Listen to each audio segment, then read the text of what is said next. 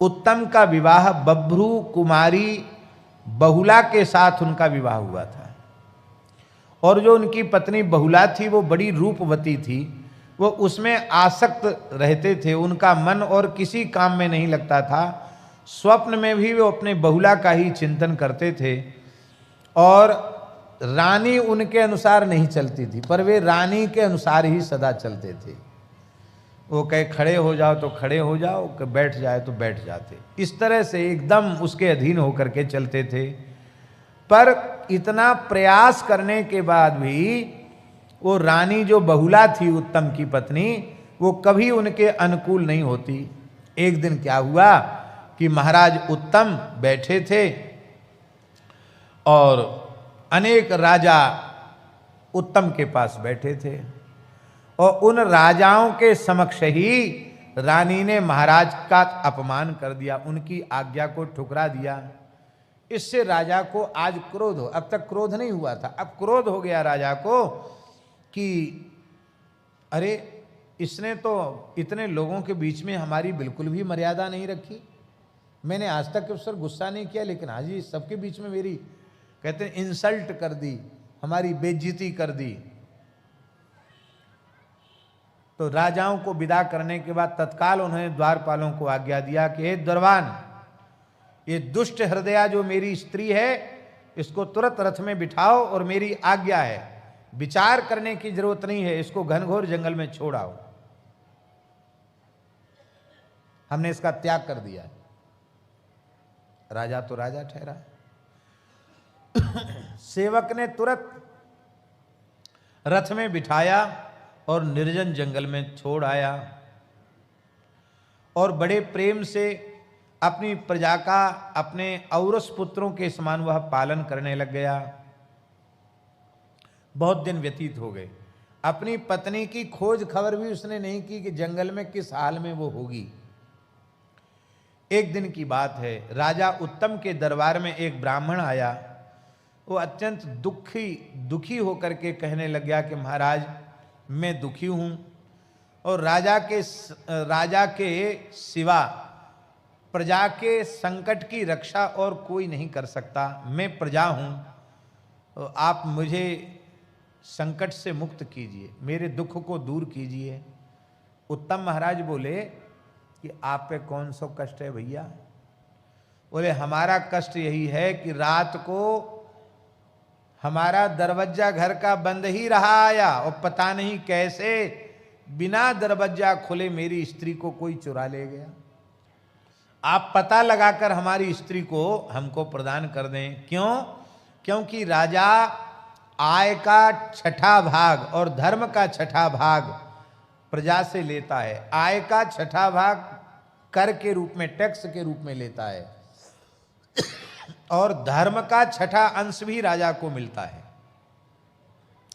तो जब आप धर्म का टैक्स भी, पुण्य भी लेते हैं और धन भी लेते हैं, तो हमारी समस्या का समाधान करना आपका कर्तव्य है। आप मेरी समस्या का समाधान करें, क्योंकि आप जैसे धर्मनिष्ठ प्रजावत्सल राजाओं के कारण ही और मनुष्य निश्चिंत होकर अपने घरों में शयन करते हैं।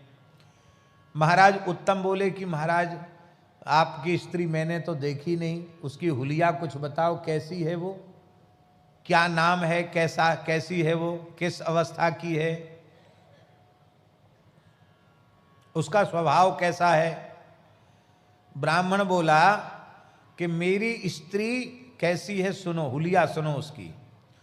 उसकी दृष्टि से क्रूरता मानो टपकती ही रहती है, इतनी क्रूर है वो। और कद से तो ऊंची है, लंबी है, पर बाहें छोटी छोटी हैं, हाथ छोटे छोटे हैं उसके, मुंह दुबला पतला है और बड़ा कुरूप है, शरीर भी कुरूप है।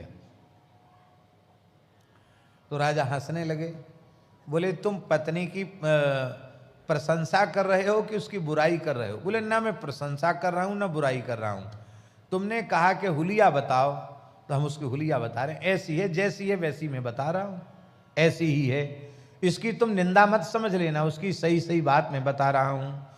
और स्वभाव उसका ऐसा है कि मीठा बोलना तो जैसे वो जानती ही नहीं है। कोमलता किसको कहते हैं स्वभाव में, इसका तो उससे दूर दूर तक कोई लेना देना नहीं है। और एक अवस्था तो उसकी बीत गई, अब अधेड़ है वो। हाँ, इसका मतलब है कि अब क्या बदलेगी, अब तक ना बदली तो अब क्या बदलेगी, अब तो बदलने वाली नहीं है। तो राजा ने कहा बहुत अच्छा हुआ, पिंड छूट गया ऐसी स्त्री से, बुरा बोलने वाली, सबके बीच में अपमान करने वाली, बात न मानने वाली, कुरूप। अच्छा हुआ पिंड छूट गया। ऐसी स्त्री को लेकर क्या करोगे? यदि तुम्हें आवश्यकता है तो मैं दूसरा विवाह तुम्हारा करा देता हूं, क्योंकि अच्छे स्वभाव की स्त्री ही सुख देने वाली होती है, नहीं तो स्त्री तो दुख का मूल है। रूप और शील दोनों से हीन जो स्त्री थी वो तो त्याग देने के ही योग्य थी, और आपको त्यागना नहीं पड़ा, तलाक नहीं देनी पड़ी, और अपने आप ही वो चली गई, गायब हो गई। तो अच्छा हुआ, कंटक कटा, पिंड छूटा। अब ब्राह्मण जो बोल रहा है उसको आप ध्यान से सुनो। ब्राह्मण कहता है कि साक्षात भगवती श्रुति का आदेश है, वेद की ऋचा में लिखा हुआ है, वेद भगवान कह रहे हैं कि प्रत्येक पुरुष का कर्तव्य है कि वह अपनी धर्म पत्नी की रक्षा करे, चाहे उसका स्वभाव अनुकूल हो अथवा प्रतिकूल से प्रतिकूल ही क्यों न हो। यदि पाणी ग्रहण कर लिया है तो उसके साथ निर्वाह करे, उसका कभी त्याग न करे, क्योंकि उसकी रक्षा यदि वह नहीं करता है तो वो कहीं ना कहीं चली जाएगी और किसी दूसरे पुरुष से उसका संपर्क होगा, तो उससे जो संतान होगी वो वर्ण संकर होगी, क्योंकि कन्या का हमारे धर्मशास्त्र के अनुसार गोत्र नहीं होता है। जहां पैदा हुआ तो पिता का गोत्र है, और जहां विवाह हुआ वहां पति के गोत्र से गोत्रित हो जाती है। तो एक बार पति के गोत्र से गोत्रित हुई, अब दूसरे गोत्र वाले पुरुष ने उससे संपर्क किया और उससे संतान पैदा की, तो वो वर्ण संकर संतान होगी। तो वर्ण संकर जो संतान है वो पितरों को स्वर्ग से नीचे गिरा देती है, और जो व्यक्ति अपनी पत्नी का त्याग कर देता है उसको धर्म कर्म करने का अधिकार नहीं रहता है, धर्माचरण में बाधा आ जाती है। देखो, 3 पुरुषार्थ हैं गृहस्थ के पास, धर्म, अर्थ और काम। धर्म का मूल भी उसकी पत्नी है, इसलिए उसको धर्म पत्नी कहा जाता है। अर्थ का मूल भी पत्नी है और काम का मूल भी पत्नी है। तो त्रिवर्ग की सिद्धि जिससे होती है उसका त्याग नहीं करना चाहिए, मेरा पतन हो जाएगा। इसलिए कहीं उसका चरित्र नष्ट हो गया और वो किसी परपुरुष के संपर्क में आ गई, तब तो मेरा धर्म ही नष्ट हो जाएगा, मेरे पितर नरक चले जाएंगे। इसलिए मेरी पत्नी की सुरक्षा आप कीजिए, मेरी पत्नी को लाइए। ब्राह्मण की बात सुनकर के महाराज उत्तम रथ पर बैठे और खोजने के लिए चल पड़े। एक तपस्वी ऋषि के आश्रम पर पहुंचे। उस आश्रम में एक महापुरुष विराजमान थे, कुशा की आसन पर, बड़े तेजस्वी थे, अग्नि के समान तेजस्वी थे। उन ऋषि के चरणों में राजा ने प्रणाम किया। राजा ने का उठ करके ऋषि ने स्वागत किया और शिष्य से बोले कि इनको अर्घ ले आओ, राजा को अर्घ दिया जाता है, अर्घ ले आओ। तो शिष्य ने धीरे से कान में कहा कि गुरुजी, क्या इसे अर्घ देना उचित है? आप विचार कर लो, फिर आप हमको कहो तो हम अर्घ देंगे। तुरंत महर्षि ने नेत्र बंद किए, बोले बिल्कुल ठीक है, तो ये अर्घ का अधिकारी नहीं है, बैठ जाओ महाराज। राजा बैठ गया आसन पर।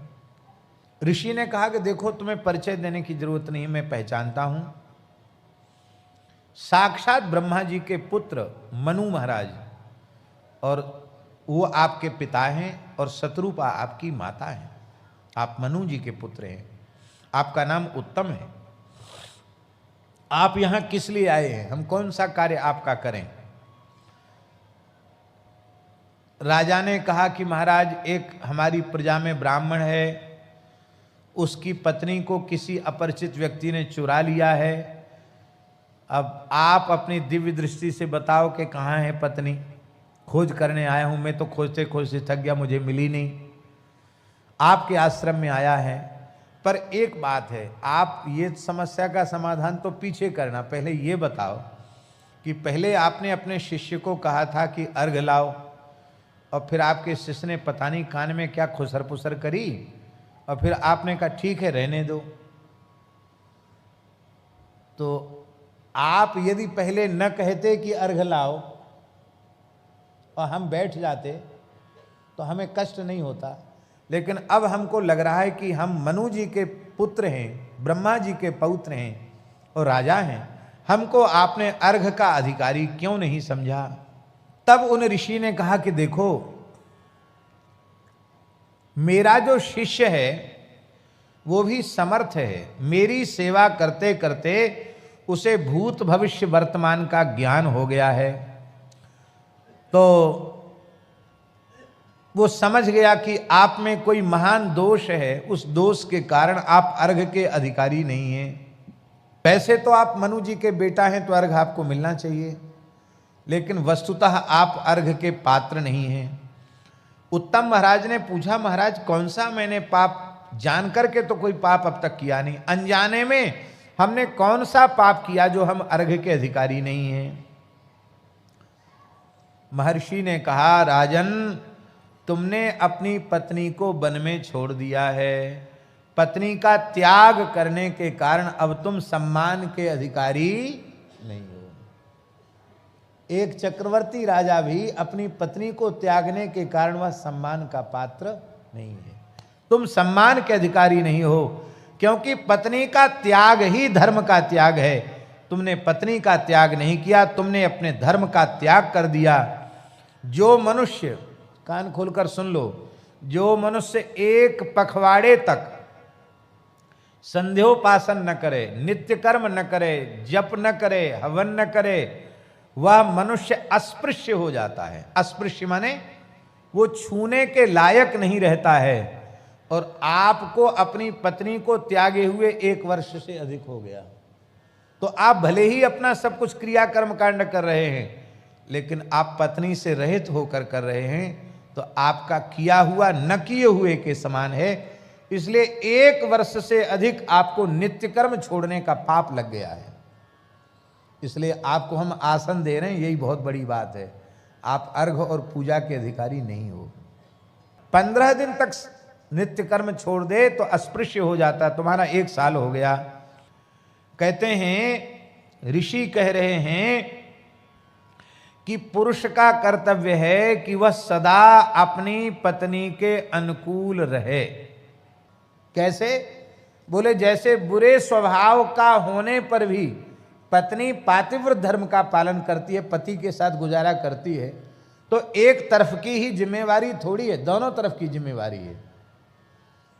किसी भी स्थिति में पत्नी को पति का त्याग नहीं करना चाहिए, तो पति को भी किसी परिस्थिति में पत्नी का त्याग नहीं करना चाहिए। बुरे स्वभाव वाली पत्नी का भी पोषण धर्मनिष्ठ पति को करना चाहिए। तुमसे बहुत बड़ी भूल हुई है। तो जब आप स्वयं धर्म करते हैं और धर्म में प्रजा को लगाते हैं, और आप स्वयं ही धर्म से विचलित हो जाएंगे, तो आपको धर्माचरण में लगाएगा कौन? राजा ने कहा, तब तो बिल्कुल ठीक है, लेकिन अब हमारी पहले वाली समस्या का समाधान तो करो। ब्राह्मण की पत्नी चली गई है। ऋषि ने कहा, अद्रि के पुत्र बला नाम के राक्षस ने उसका अपहरण कर लिया है। वो उत्पलावत नाम के जंगल में आपकी पत्नी को रखे हुए है, वहां आप चले जाओ, वहां मिल जाएंगे, और उस पत्नी को लाकर आप ब्राह्मण को दे दीजिए, क्योंकि जिससे उस ब्राह्मण को भी पाप का भागी न होना पड़े। उत्तम वहां गए, वहां जाकर देखा तो वो नारियल खा रही थी। क्या खा रही थी? ब्राह्मण पत्नी नारियल। राजा ने पूछा, तुम्हारा नाम क्या है, कैसे वन में आई? विशाल के पुत्र जो सुशर्मा नाम के ब्राह्मण हैं, उनकी तुम पत्नी हो। तो उसने कहा कि मैं वनवासी अतिरात ब्राह्मण की पुत्री हूं और विशाल के पुत्र की पत्नी हूं। आपने मेरा नाम बताया, बिल्कुल ठीक बताया। ये दुरात्मा राक्षस मुझे हर के लाया है। मैं घर के भीतर सो रही थी और इसी ने मेरे भाई से, मेरी माता से वियोग कराया है। मैं बड़ी दुखी रहती हूं, और ना तो ये मेरा स्पर्श करता, उपभोग करता है, ना मुझे खाता है, बस मुझे नज़रबंद कर रखा है, मैं इसके घर में रहती हूँ। राजा ने कहा कि तुम्हें छोड़कर राक्षस कहाँ गया? तुम्हारे पति ने ही मुझको तुमको लेने के लिए यहाँ भेजा है।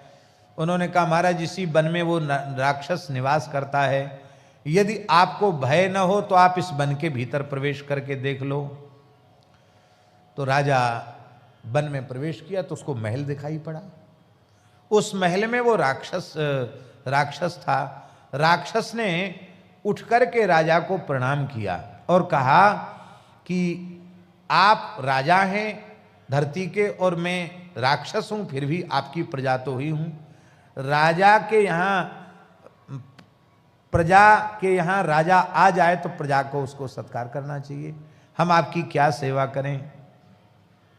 राजा ने कहा कि तुमने हमारा सत्कार कर दिया, इसी से हम प्रसन्न हैं। तुम ब्राह्मण की स्त्री को क्यों उठा लाए हो? ये तुमने काम ठीक नहीं किया। और तुमने इसको उसका भोग भी नहीं किया और उसको खाया भी नहीं।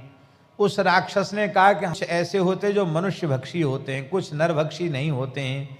मैं नरभक्षी राक्षस नहीं हूँ, मैं केवल पुण्य के फल को खाता हूँ। मैं यज्ञों में जाता हूँ और जहाँ कहीं यज्ञ में कोई अविधि हो जाए तो उस अविधि पूर्वक किए गए यज्ञ के पुण्य को मैं खा जाता हूँ।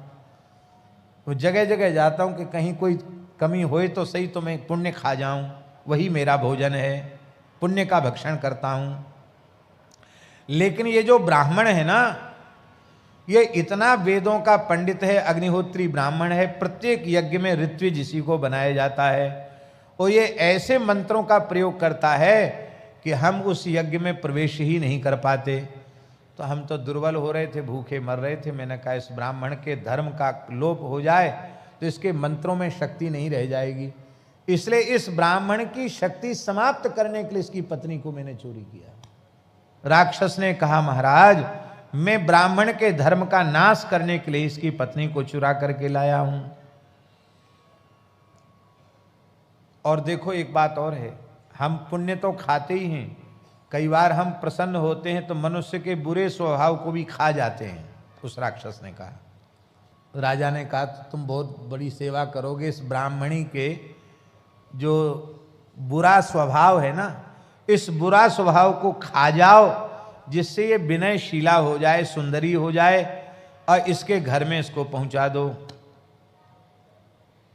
बस इतना कर दोगे तो तुम्हारा अतिथि सत्कार पूरा हो जाएगा।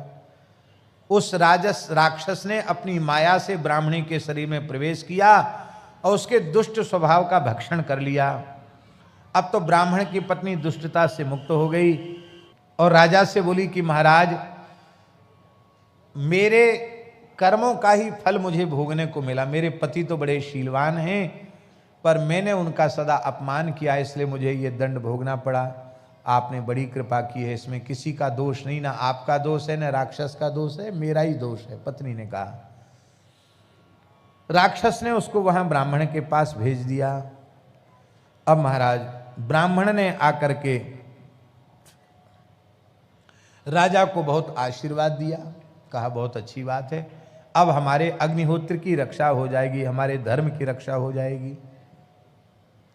राजा उस राक्षस से एक बात कह के आए थे, उत्तम महाराज, कि मुझे कभी तुम्हारी जरूरत पड़े तो तुम आ जाना। कहा बिल्कुल ठीक, हम आ जाएंगे। ऐसा कह करके राजा चले गए, ब्राह्मण को पत्नी दे दिया। ब्राह्मण बड़ा प्रसन्न हुआ, ब्राह्मण ने आशीर्वाद दिया और उस समय राजा पुनः उन महर्षि के पास आया। उनके पास आकर के कहा महाराज ब्राह्मण की समस्या का समाधान तो हो गया, पर आपने मुझे भी तो अर्घ नहीं दिया कि तुमने अपनी पत्नी को छोड़ दिया। तो हमारी पत्नी भी हम खुजवा रहे हैं लेकिन कहीं मिल नहीं रही है, वो कहाँ चलेगी आप बताओ। पत्नी के न रहने पर भी वह कर्मानुष्ठान करने के योग्य नहीं होता। तुमने पत्नी का त्याग करके अच्छा नहीं किया। जैसे स्त्रियों के लिए पति का त्याग अनुचित है, ऐसे ही पुरुषों के लिए पत्नी का त्याग भी सर्वथा अनुचित है। ऋषि ने कहा कि देखो तुम्हारी पत्नी को न तो सिंह ने खाया न व्याघ्र ने खाया, तुम्हारी पत्नी रसातल में है और उसका चरित्र बिल्कुल नष्ट नहीं हुआ। वे बड़ी अद्भुत बात है। कौन ले गया उसको पाताल में? ऋषि ने कहा नागराज कपोत उसको ले गया है कि तुम्हारी पत्नी को वन में भटकते हुए देखा, उसके सौंदर्य पर लोभित होकर के वह पाताल में वो कपोत नाम का नागराज ले गया। नागराज कपोत की पत्नी ने देखा है कि सुंदरी स्त्री को राजा ये नागराज लाया है, अपनी को पत्नी बनाएगा। उसने अपनी बेटी को कहा कि इसको महल में छिपा दो, राजा आए तो पिताजी आए, तुम्हारे पिताजी आए तो बताना मत। नागराज कपोत ने पूछा कहाँ है वो स्त्री में लाया था, तो बच्ची कुछ बोली नहीं। तो पिता को क्रोध आया, बोले जा तू गूंगी हो जा। वो तो गूंगी हो गई, पर उसी ने छिपा के रखा है। बस राजा को समझ में आया, उसने उस राक्षस का स्मरण किया, राक्षस प्रकट हो गया। बोले तुम ले आओ उसको। राक्षस जो है वो पत्नी को राजा की ले आया और राजा को दे दिया। राजा का धर्म सुरक्षित हो गया। फिर राजा ने उस ब्राह्मण से कहा, बोले महाराज वो मेरी पत्नी कह रही है कि मेरी सखी गूंगी हो गई है, उसको आप ठीक करो। तो सरस्वती का यज्ञ करके, सारस्वत यज्ञ करके उस ब्राह्मण ने उस गूंगी नाग कन्या को पुनः से बोलने वाला बना दिया और आशीर्वाद दिया कि इस तुम्हारी रानी का जो पुत्र होगा वो मन्वंतर का अधिपति होगा। वही औत्तम नाम का मन्वंतराधिपति हुआ। ये कथा हमारे सुनाने का प्रयोजन यही है कि हिंदू धर्मशास्त्र के अनुसार किसी भी परिस्थिति में पत्नी को पति का त्याग और पत्नी के द्वारा पति का त्याग नहीं होना चाहिए। इसी के लिए पातिव्रत धर्म की व्यवस्था है। जैसे स्त्रियों के लिए पातिव्रत धर्म की व्यवस्था है, ऐसे ही पुरुष वर्ग के लिए एक पत्नी व्रत की व्यवस्था है। तो एक ही पत्नी में भाव रखें, परस्त्री के प्रति कुदृष्टि न करें। ये तभी होगा जब धर्म और सदाचार को हम लोग मानेंगे।